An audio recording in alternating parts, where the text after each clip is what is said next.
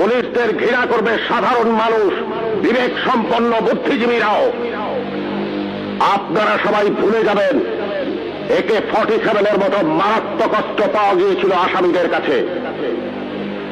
যদি জনগণের কাছে ধরা পড়ে ওই আসামিরা গণপিটুনিতে মারা যেত, আপনারাই বলতেন ভালো হয়েছে, পুলিশের কাছে গেলে ছাড়া পেয়ে যেত। একটা কথা মনে রাখবেন, পুলিশ কখনো আসামি ছাড়ে না।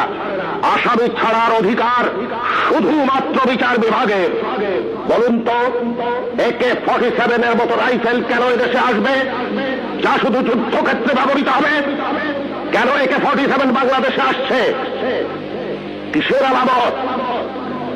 9 শুটার বন্দুক কেন টিসিবির মাধ্যমে হাজার হাজার বন্দুক সাধারণ মানুষের হাতে তুলে দেওয়া হচ্ছে?